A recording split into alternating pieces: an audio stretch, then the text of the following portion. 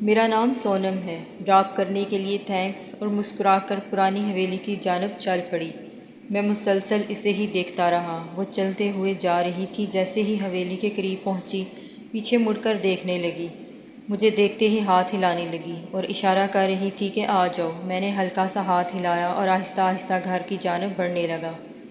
سونم کو اتنا قریب سے دیکھنا اور اس سے بات بھی کرنا سب بہت اچھا لگا تھا، پر وہ مجھے اور بے چین کر گئی تھی۔ میں سارے راستے آہستہ آہستہ اسی کو سوچتے ہوئے گھر کی جانب بڑھ رہا تھا۔ لو، احمد بھی آ گیا۔ گھر میں داخل ہوتے ہی امی نے بھی دیکھتے ہوئے کہا۔ میں نے سلام کرتے ہی ان کے پاس بیٹھ گیا۔ امی فریج سے ایک پلیٹ لے کر آئیں جس کے اوپر کیچپ کے ساتھ میرا نام لکھا ہوا تھا۔ امی، یہ کیا ہے؟ یہ فروٹ چاٹ ہے، تمہارے لیے بنایا ہے۔ واہ امی، کیا بات ہے! میں نے مسکراتے ہوئے پلیٹ پکڑی اور کھانے میں مصروف ہو گیا۔ احمد، تمہارے لیے ایک اور بھی سرپرائز ہے، امی نے نہ بتانے والے انداز میں کہا۔ میں نے کہا تو میں نے پلیٹ سائڈ پہ رکھی اور کہا بتائیں پہلے کیا ہے۔ کچھ دیر بعد وہ کمرے سے میرا خواب یعنی میرا کمرہ لے کر آئیں۔ کیمرہ دیکھتے ہی خوشی کے مارے پھولا نہ سما رہا تھا۔ بار بار کیمرے کو دیکھ رہا تھا۔ رات کے 11 بج رہے تھے، نیند میرے آس پاس بھی نہیں تھی۔ میں مسلسل سونم کے بارے میں سوچ رہا تھا۔ مجھے اس سے محبت ہو گئی تھی۔ وہ تھی ہی اتنی حسین کہ کوئی بھی دیکھ کر پاگل ہو جاتا، اور مجھے اس کی آنکھوں نے دیوانہ کر دیا تھا۔ سونم کو سوچتے سوچتے ہی میں سو گیا۔ رات کا آخری پہر تھا، ہر طرف سناٹا تھا، ذرا سی آہٹ سے بھی بہت آواز ہوتی تھی۔ ایک دم میرے کمرے کے دونوں دروازے کھل گئے۔ دونوں دروازے کھلتے ہی سامنے ایک لمبا قداور انسان کھڑا تھا، جس کا فل جسم آگ میں جھلس گیا تھا۔ اس کے ہونٹ جل کر سفید، دانت باہر کو نکلے ہوئے تھے، اس کا ناک فل پچکا ہوا اور آنکھوں کی جگہ بلیک ہول بنے ہوئے تھے۔ اس کے جسم کی خون کی نالیاں جمی ہوئی تھیں، اس کے جسم پر کوئی کپڑا نہ تھا۔ وہ آہستہ آہستہ چلتے ہوئے میرے قریب آ رہا تھا۔ اس کے سانس لینے سے گلے کے اندر ہراہٹ کی آواز آ رہی تھی۔ وہ میرا نام عجیب خوفناک آواز سے لے رہا تھا اور چلتے ہوئے پاس آ رہا تھا۔ میرے بیڈ کی بائیں جانب وہ آ کر رک گیا۔ احمد، میری بات سنو۔ اس کے اوپر نیچے والے جبڑے ہلنے لگے۔ آؤ، پرانی حویلی میں جانا ہے۔ پھر اس کا ہاتھ میرے ماتھے کی جانب بڑھنے لگا۔ جیسے ہی اس نے میرے ماتھے پر ہاتھ رکھا، میری چیخ نکل گئی اور میں اٹھ بیٹھا۔ اپنے اس پاس نظر دوڑائی تو وہاں کوئی بھی نہ تھا۔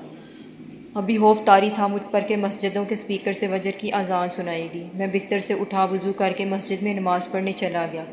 مسجد سے واپس آتے ہی ناشتہ کیا اور کالج روانہ ہو گیا۔ آج میں کالج پہلے کی نسبت جلدی جا رہا تھا۔ چلتے چلتے میں پرانی حویلی کے راستے پر آ کر رک گیا۔ کچھ دیر رکا ہوں گا، سامنے سے مجھے سونم آتے دکھائی دی۔ میں نے اپنا دھیان سامنے کی طرف کر لیا۔ وہ جیسے ہی قریب آئی، مسکراتے ہوئے بنا کچھ بولے سائیکل پر بیٹھ گئی۔ احمد، آج بہت جلدی نہیں آ گئے تم؟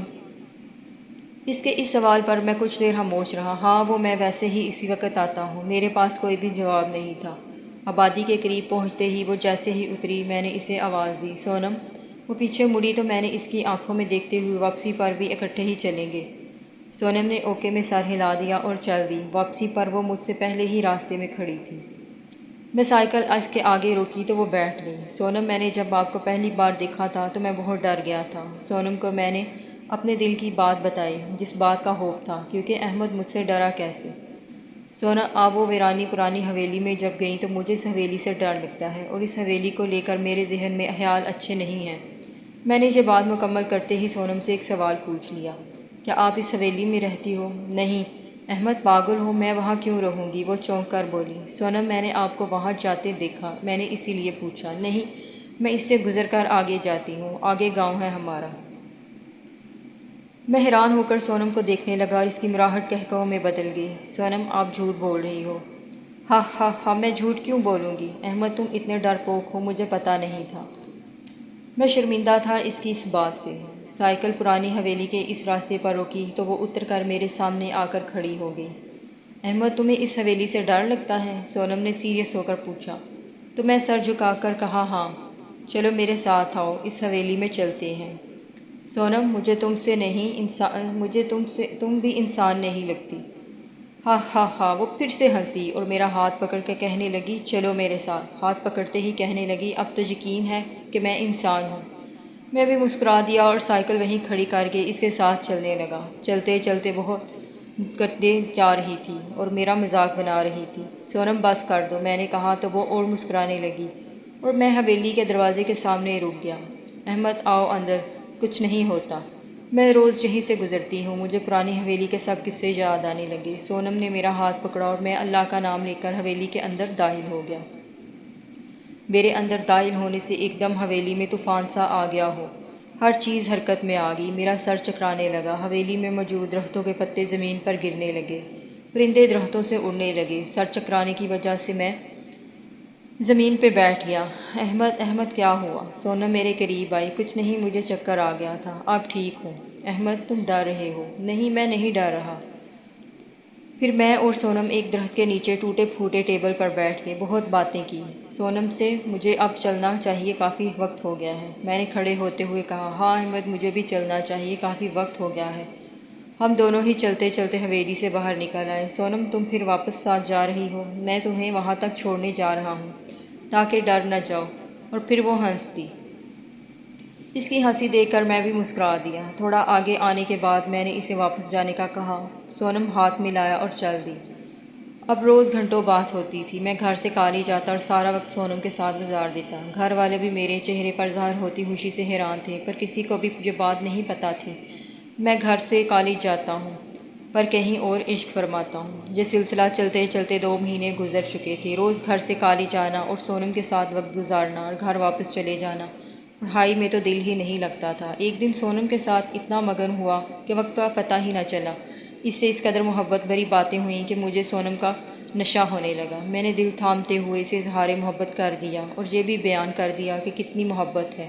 سونم ہزاروں مثالیں دیں سونم کو، سونم بھی مسکراتے ہوئے محبت قبول کر لی اور پھر قریب آنے لگی، بہت قریب آئی، اتنی قریب کہ سانسوں تک آ گئی۔